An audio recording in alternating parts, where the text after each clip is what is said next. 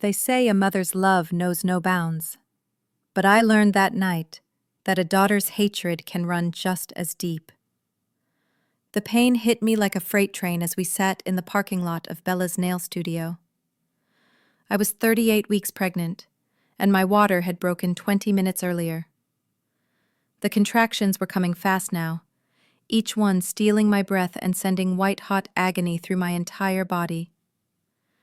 I gripped the door handle of my father's Mercedes, my knuckles turning white. "Dad, please," I gasped, sweat pouring down my face. "We need to go to the hospital, now. The baby's coming." My father, Robert Davies, didn't even turn around from the driver's seat. His perfectly manicured hands tightened on the steering wheel as he pulled into a parking spot. "Stop being so dramatic, Nadia. Women have been having babies for thousands of years. You're not special."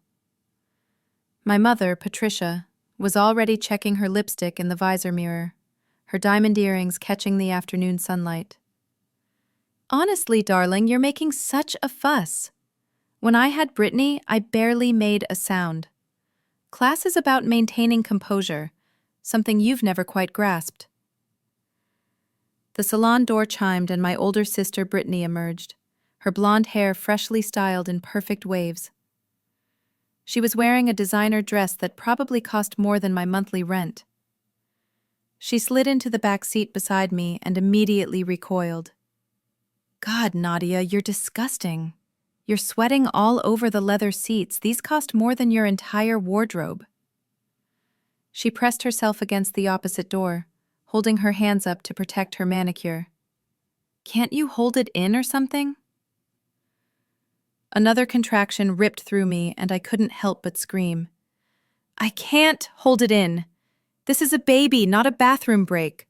Please, Dad, just drive to the hospital." My father finally turned around, his cold blue eyes meeting mine. "The hospital can wait. Your sister needs to finish her nails for the charity gala tomorrow. Important people will be there. People who matter." He turned off the engine. "Brittany, sweetheart, go finish your appointment. We'll wait." "But the baby," I whimpered, feeling the pressure building. "I can feel the baby coming now." Patricia laughed. Actually laughed. A tinkling sound like breaking glass. "Oh, please. First babies take hours. You're being ridiculous. Though I suppose we shouldn't expect anything else from someone who got herself knocked up by a man who wouldn't even stick around." Brittany stood to get out of the car, carefully maneuvering around me like I was contaminated. Well, I can't go to the gala with chipped nails. That would be truly embarrassing. Unlike some people, I have a reputation to maintain.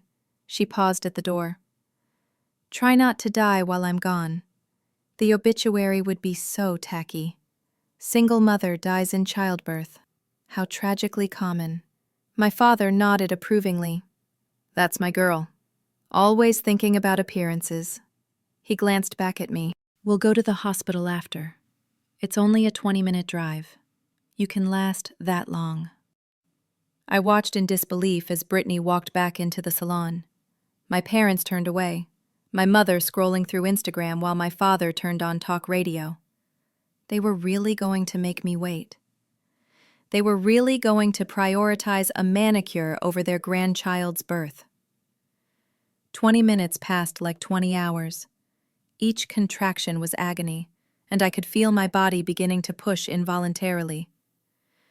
By the time Brittany finally emerged from the salon, her nails perfect and gleaming, I was delirious with pain.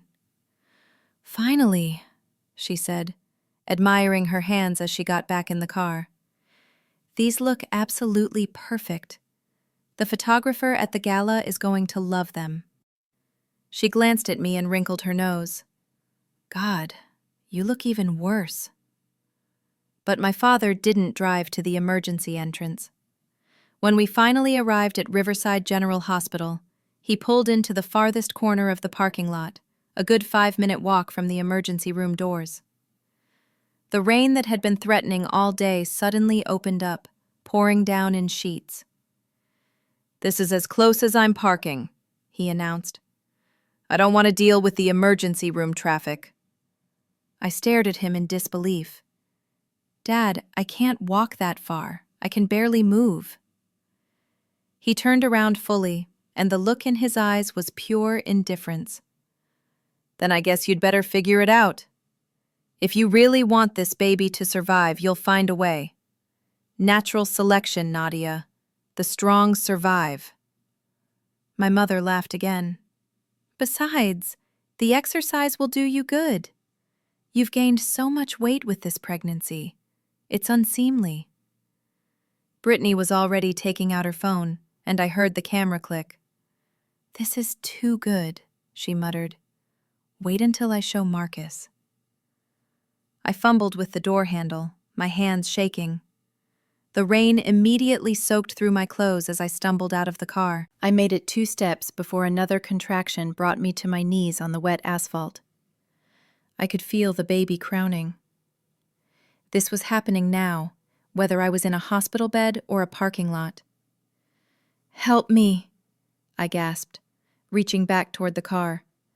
"Please, just help me to the door." My father had already put the car in reverse. "You made your choices, Nadia. Time to live with the consequences." The window rolled down slightly, and my mother leaned out. "Look at her," she called out, loud enough for anyone nearby to hear. "Finally where she belongs, crawling in the dirt like the trash she is. This is what happens when you're a disappointment, Nadia." Brittany was filming now, her phone pointed at me through the rear window. "Make sure you get a good shot of her face," she told my mother.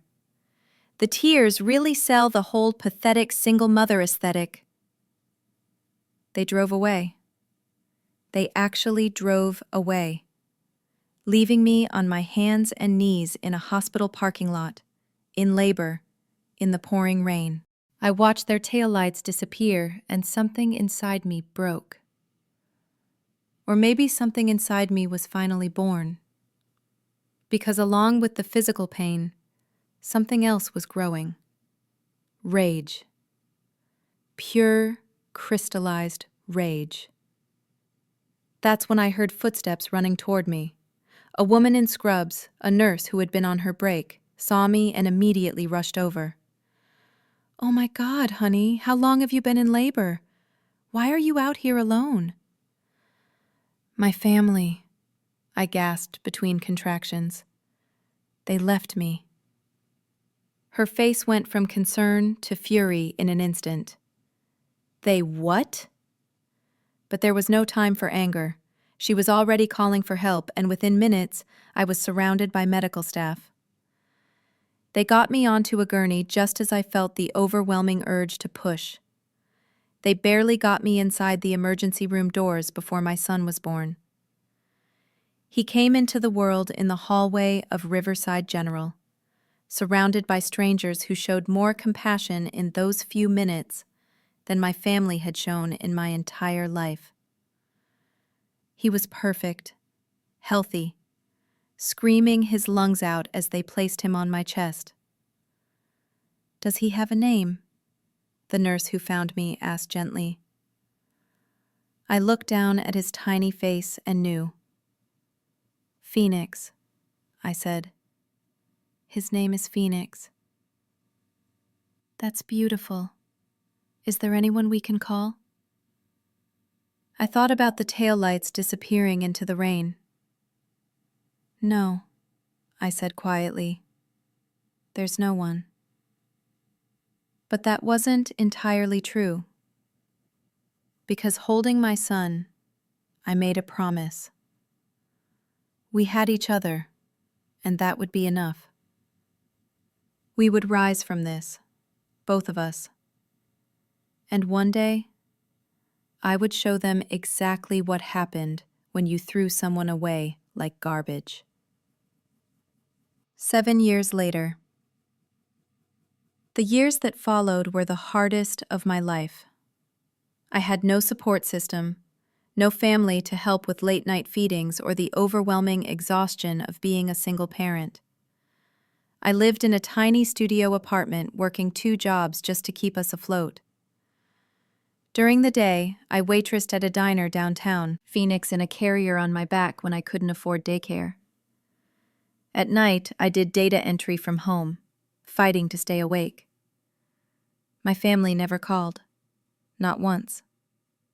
I heard through mutual acquaintances that they told everyone I had run away, that I was a drug addict who had abandoned my child. The truth didn't matter to them. It never had. But every sacrifice was worth it when I looked at Phoenix.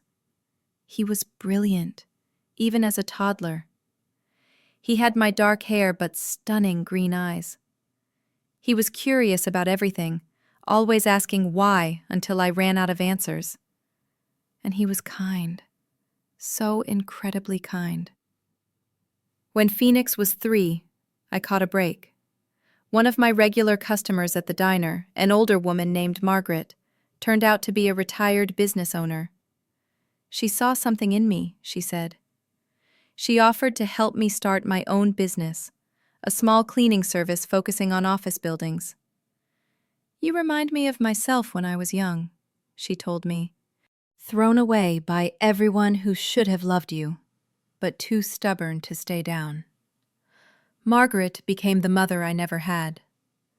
She taught me about business plans and tax codes. She babysat Phoenix when I had evening meetings. She was there for his first day of kindergarten, when I broke down crying because I couldn't afford the fancy backpack all the other kids had. The business grew slowly but steadily. By the time Phoenix was 7, I owned a successful company with 15 employees. We had a nice house in a good school district. Phoenix was thriving, making friends, excelling in school. I had built everything from nothing, from less than nothing. That's when fate decided to throw us back together. It was a community fundraiser for the Children's Hospital, the kind of event where local business owners were expected to show up and write checks. I was there representing my company, wearing a dress I had bought for my birthday, feeling confident and professional. Then I heard it. That laugh. That tinkling, glass-breaking laugh that had haunted my dreams for 7 years. I turned, and there they were. All 3 of them, holding court near the silent auction tables. My father in an expensive suit, my mother in a cocktail dress, and Brittany, still beautiful, still perfect. Her hand on the arm of a man who looked like he'd stepped out of a cologne advertisement. They hadn't seen me yet. I could have left. But I wasn't the old Nadia anymore. I was Phoenix's mother. I was a business owner. I was a survivor. And I was done running. I walked directly toward them. Brittany saw me first, and the look on her face was almost worth everything I'd been through. Shock, then disbelief, then something that looked almost like fear. "Hello, Brittany," I said calmly. "Mom. Dad." My mother's mouth opened and closed like a fish out of water, but Brittany recovered first. "Nadia?" She said it like my name was something dirty. "What are you doing here? This is a respectable event." "I was invited," I said simply. "My company is one of the sponsors." "Your company?" My father finally found his voice. "What kind of scam are you running now?" I smiled, and it felt like armor sliding into place. "No scam. I own Davies Cleaning Services. You might have seen our vans around town. We have the contracts for half the office buildings downtown." "Davies?" My mother's voice was sharp. "You're using our name?" "It's my name too. I reminded her. Though I'm surprised you remember, considering you threw me away like garbage 7 years ago. Brittany's husband looked confused. Brittany? Who is this? No one important, Brittany said quickly, but I wasn't having it. I'm her sister, I said, extending my hand to him. The one they left to give birth alone in a hospital parking lot during a rainstorm, because Brittany needed to get her nails done. The man's hand froze. What? She's lying, my father boomed, attracting attention. She's always been unstable. Am I? I pulled out my phone, scrolling to the photos I'd saved. Screenshots from the security footage the hospital had given me. Me on my hands and knees in the parking lot, the timestamp clearly visible. The hospital has quite extensive security cameras. People were listening now, drawn by my father's raised voice. I saw several people I recognized from business meetings. You want to do this here? Brittany hissed. How typically trashy of you. I'm not making a scene, I said calmly. I'm just introducing myself to your husband. He should probably know what kind of family he's married into. The kind that would film a woman in labor instead of helping her. Her husband was staring at her now. Brittany, what is she talking about? I turned to address the growing crowd around us. 7 years ago, my parents and sister left me to give birth alone in a hospital parking lot, because my sister's manicure appointment was more important. They filmed me crawling in the rain, in active labor, and drove away laughing. I held up my phone showing the security footage. I nearly died. My son nearly died. But we survived, no thanks to them. The silence was deafening. Then someone in the crowd gasped. It was Mrs. Henderson, one of my biggest clients. Nadia, oh my God! Is that really you in that video? I nodded, keeping my eyes on my family. The nurse who found me saved our lives. My son and I built everything we have from nothing, while they told everyone I was a drug addict who had abandoned my baby. That's enough, my father growled, stepping toward me. Have I made my point? I asked. Because for 7 years I've wondered what I did to deserve being treated like that. And you know what I finally realized? Nothing. There was nothing wrong with me. You're just cruel people who enjoy causing pain. Brittany's husband was backing away from her now. You filmed it? You filmed your sister giving birth in a parking lot and didn't help? Marcus, it wasn't like that, Brittany pleaded, but he was already walking away. The crowd was dispersing, but the whispers were spreading like wildfire. My family's carefully constructed image was crumbling in real time. You've ruined everything, Brittany snarled, her perfect composure finally cracking. No, I said quietly. You destroyed it 7 years ago. I just showed everyone who you really are. I pulled out a business card and placed it on the table.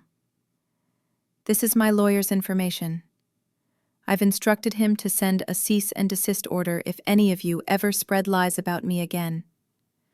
And if you ever come near my son, I'll file a restraining order.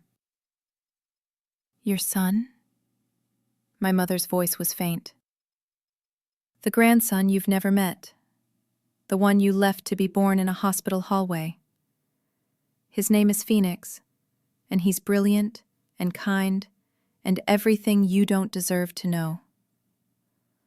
I turned to leave, then paused. Oh, and Brittany? That video you took? My lawyer would love a copy for the emotional distress lawsuit I'm considering. The last thing I saw as I walked away was my father slumping into a chair, my mother crying for the first time I could remember, and Brittany standing alone, her perfect world shattered around her. The aftermath. The fallout was immediate and brutal.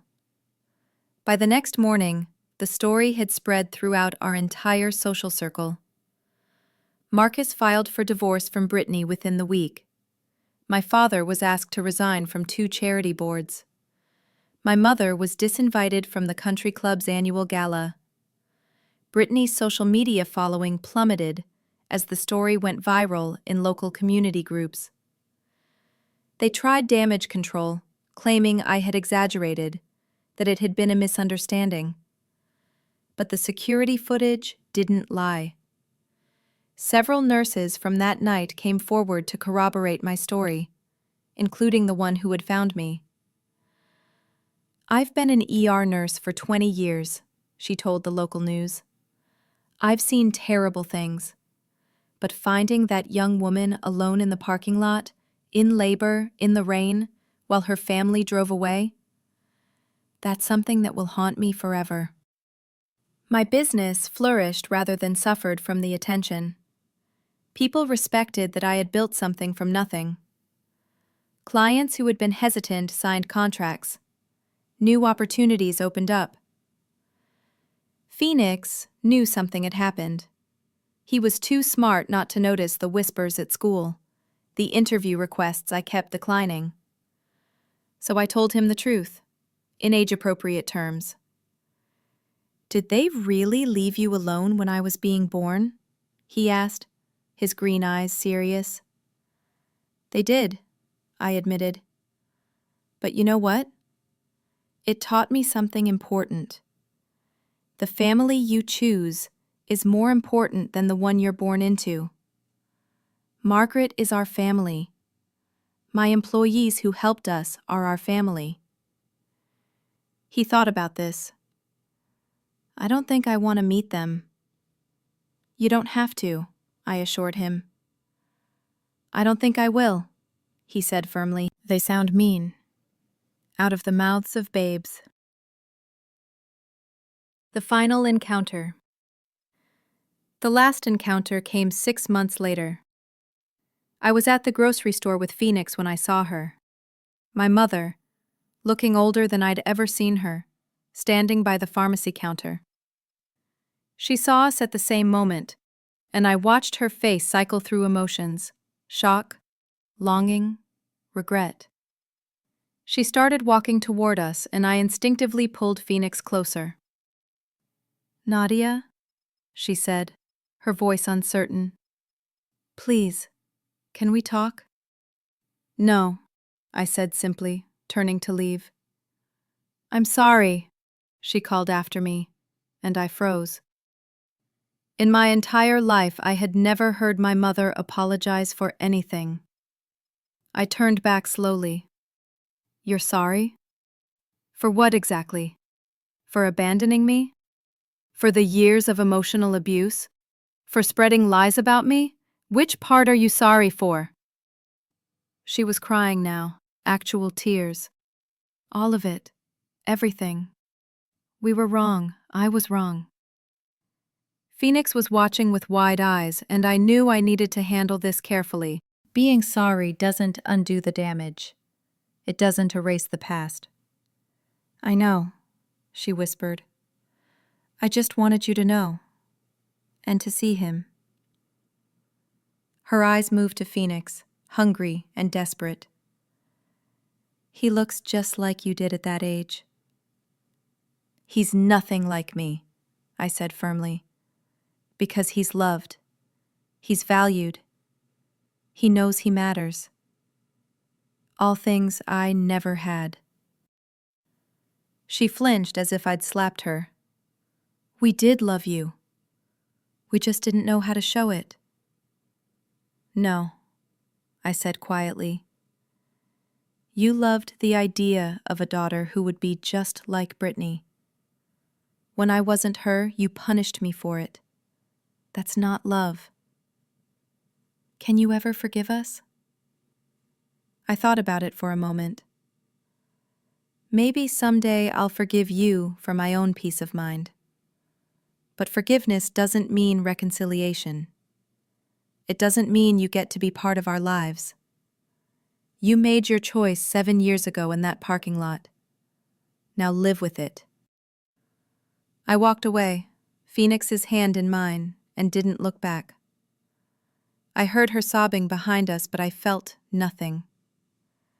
They had killed that part of me that could feel sympathy for them 7 years ago in the rain. "Are you okay, Mom?" Phoenix asked as we loaded groceries into the car. "I'm perfect, baby," I said, and meant it. We're perfect. Rising from the ashes. The business continued to grow. I opened a second location, then a third. I hired other single mothers, women who had been thrown away like I had been, and gave them chances to build something better. I started a scholarship fund for children of single parents. I spoke at women's shelters about resilience and recovery. Phoenix grew into a remarkable young man, brilliant, kind, empathetic in ways that astounded me. He volunteered at the hospital where he was born, reading to sick children. He was everything my family had never been. Genuinely good. On his 10th birthday, we had a huge party in our backyard. Margaret was there, along with our chosen family of friends and neighbors. I realized something profound. My family had done me a favor by throwing me away. If they had kept me, Your goats I are might very never beautiful. have known my own strength. Very beautiful. Their cruelty had forged me into someone unbreakable. Their abandonment had taught me to never abandon myself. That night, as I tucked Phoenix into bed, he said something that stopped me in my tracks. "Mom, I'm glad those mean people left us alone." "You are? Why?" "Because if they hadn't, we might be like them. And I like who we are better." I kissed his forehead, tears in my eyes. "Me too, baby. Me too." The last I heard, my father's business had suffered significant losses after the scandal. My mother had retreated into prescription medications and wine. Brittany had moved to another state to escape the whispers. They had wanted me to disappear, to stop existing. Instead, they had disappeared from relevance while I had risen. I thought about them less and less as the years passed. They became cautionary tales I told when speaking at conferences. Examples of what not to be when I taught Phoenix about kindness. Shadows from a past that no longer defined me. Sometimes, late at night, I still dream about that parking lot. About the rain and the pain and the taillights disappearing. But now, in the dreams, I don't crawl toward the hospital. I stand up, my son in my arms, and walk toward a future they could never have imagined for me. They had called me trash that night, said I belonged in the dirt. They were right about one thing. I had been in the dirt. But what they didn't understand was that dirt is where seeds are planted. Dirt is where things grow. And from that dirt, from that abandonment, I had grown into something they could never be. Whole. The sweetest revenge wasn't watching them fall. It was the simple truth that I didn't need them. I had never needed them. When their facade cracked, they crumbled. But I remained standing. Phoenix and I remained standing. Because we weren't built on lies or image or the approval of others. We were built on love. Real love. The kind that shows up and stays and fights and sacrifices. the kind they had never known how to give. I am Nadia Davies. I am a mother, a business owner, a survivor, and a thriver. I was thrown away like trash, but I transformed into treasure. And that transformation is the revenge that keeps on giving. Every success, every achievement, every moment of joy with my son is a testament to their failure and my victory. They had given me nothing but pain. In return, I gave them something far worse: irrelevance. They still exist somewhere, living their diminished lives. But they no longer exist to me. They are ghosts of a past I've transcended. And Phoenix and I? We're not ghosts. We're real and present and vibrantly alive. We're proof that sometimes the people who try to break you actually make you unbreakable. We're evidence, so we choose each other every single day. That's our story. That's our revenge. That's our triumph. And it's only the beginning.